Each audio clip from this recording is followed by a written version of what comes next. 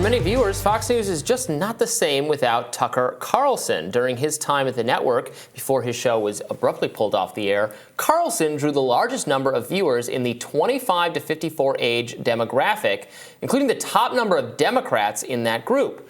The Deadline reports that Fox News viewership is down 37% from May of last year. Now, in a new piece for The Spectator, columnist Chadwick Moore, who also has a book out called Tucker, coming this summer, it poses the question, Tucker Carlson can live without Fox News, but can they live without him? Carlson reportedly said, I really do think the cable news business has a limited future, 2 weeks after his firing from Fox News. Moore writes that Carlson gave his viewers something no one else could, authenticity, because cable news and television at large is, quote, an inherently fake place. Carlson reportedly has said, quote, I see these clips of people on podcasts or taking video of themselves on Twitter. You can tell when someone's really telling the whole truth. It's obvious right away. Maybe I don't agree with the person, but I can see this person is not lying. You can tell when someone's lying to you or when someone's shading the truth or trying to spin you. And there's a lot of artifice in television. All right, so there are some statistics which would indicate that he is right about this. In fact, I saw a tweet from Mehdi Hassan of a Mediaite article pointing out that Friday, June 9th's numbers indicated that MSNBC is at the top of the ratings heap, winning both the total day and primetime averages of total viewers in the key 25 to 54 age demographic. They had 1.46 million viewers on Friday, compared to Fox, who was in second place with 1.28 million viewers, and CNN bringing up the rear with 700,010 viewers. Fox News is the 5 was still the top rated show on Friday with 2.5 million total viewers. So there are still, Fox isn't dead and gone. It's still got the most popular show on TV. Let's not be eulogizing the network too quickly here. Chadwick Moore, who's authored this Tucker biography, was upset that he's no longer, he thinks he was kicked off Fox basically for, I think, advocating on Tucker's behalf so much, and also, accusing Fox of malfeasance and how they got rid of Tucker. So I think there's a little bit of sour grapes that he's not going to be able to be on the network anymore through choices he himself clearly made. It is both. It is simultaneously true that Tucker was the biggest thing on Fox and was reaching an audience beyond their normal audience, was particularly popular with young people. Also, and then the clips of the things he'd say being posted on social media were viewed millions and millions and millions of more times beyond just the numbers he was doing on the network. And there has been some cost cutting going on at the network that I can't speak to what is the cause of it. People wonder if it's the Dominion lawsuit, a program that I have been on many times over the last 10 years. The 7 p.m. hour on Fox Business, Kennedy, that program got cut after years and years and years. I'm sad about that. She's a very good friend of mine. But there are issues, but the news cycle right now is clearly very favorable, I think, to MSNBC because resistance libs are turning in. If anything, this shows kind of the short-sightedness of the CNN strategy, I think, because Chris Licht was spending all that time trying to, during his tenure, reacquaint the programming with a Republican audience. Right, when he should have just been pushing for a Trump indictment. Right, I mean, should have been, the people who are going to watch are anti-Trump resistance lib type people, and maybe he's just alienating them without reaching a new audience, and they're all going to MSNBC, which is all MSNBC is screaming about Trump, is bringing on all those kind of bulwark, sort of never Trump, Lincoln Project people to be like, this is the end of days. Is this an argument that Fox News, if this is what people have an appetite to watch, should also be doing some coverage of the indictment of the president? They are doing coverage of it.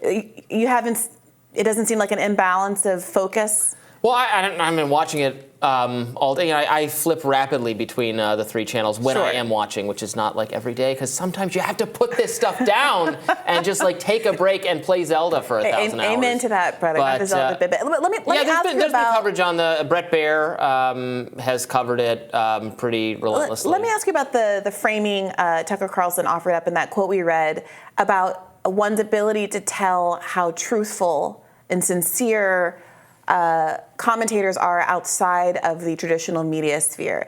Do you think that that's a fair assessment, that people who are not on TV are more transparent, or there's more of an ability to sense when they are being accurate and honest in their beliefs? What do you think? I don't know. I don't know that that's... I guess I see where that sentiment comes from, because if it's a little less polished, sure, there's less... shielding, there's less ephemera to distract you from the words that they're saying and the messaging. I mean, it's always the case when, if you have on a guest, if you're going to do like an argument, and you bring on a guest, and this is true on TV, but honestly, it's probably true for us as well. The hosts have a lot of power to shape the conversation. We can cut off the person. We can, the deck is stacked in the host's favor. That's very true on television.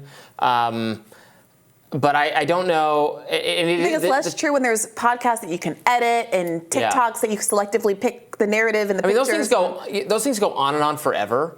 So the more time somebody's talking, if they're trying to like keep up their guard and only say things within a narrow range, eventually your like mask slips because you have to keep talking and it goes on and on. Yeah, so this actually came up on the Glenn Greenwald RFK Jr.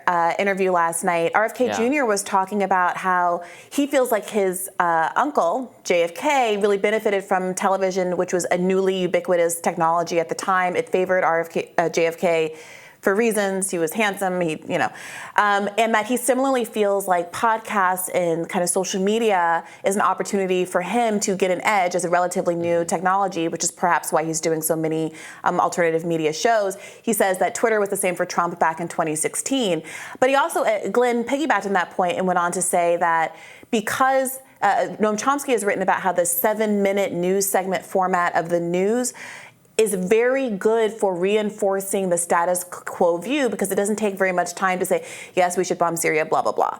But it does take a lot longer to unwind what the preconceived Overton window accepted speech or thought is, and then offer something new and justify and provide evidence for that, et cetera. And that podcast in longer form environments. Does that sound like a cope a little bit? Like the bad view is easy to explain shortly, but the good and correct view takes so long to explain, and that's why it's hard to get good ideas across? As you said, hosts have a lot of power to shape the conversation. And so if you're given a leading question and the hosts have an idea of the world, it comes across very clearly. And for you to unwind, I mean, when I was, obviously working for Bernie Sanders, you look at people asking you questions like, why is Bernie too old to run and also a socialist and, also going to behead people in Central Park? Mm-hmm. And now you have a minute and a half to answer all of that and disavow people of their preconceived notions about socialism, point out the inconsistencies about how his age is being treated versus Joe Biden. And that takes more time and the work. length of the format is a massive boon to podcasts. Actually, my brother told me that this once. He listens to a lot of podcasts. He listens to Rogan and other things. He works from home. Rogan's a great example. 3-hour podcast. He listens to a lot of podcasts, and he doesn't have a cable package. He doesn't, when I'm on TV, he doesn't watch me. He happened to watch me because he was at our mom's house, and he texts me after. He's like, "That's it? You talked for like 30 seconds. That's it? Yeah. That's what you went to New York for? Yeah. Like there and back for 30 seconds of talking?" Yeah. I'm like, yeah, it is you can have much more productive, lengthy, substantive conversations for sure in podcast. But I do want to say that is, while all of that is very true, because of the perception of the honesty of independent media, I do think that it can. There's a market. People know there's a market for it, and there's a lot of self-promotion on the lines of, "I'm the real one. I'm the purest one. I'm the great. I'm the one that's really going to tell you the truth. I'm the most working class one. I'm the one that's closest to you." And sometimes someone having class solidarity with you and all of those things does reflect their political opinions. And sometimes it's a branding where you see people who are millionaires, arguably people like Tucker Carlson, kind of affecting I'm the truthiest one here, and I'm a man of the people like you, even though it's really divorced from their own personal experience.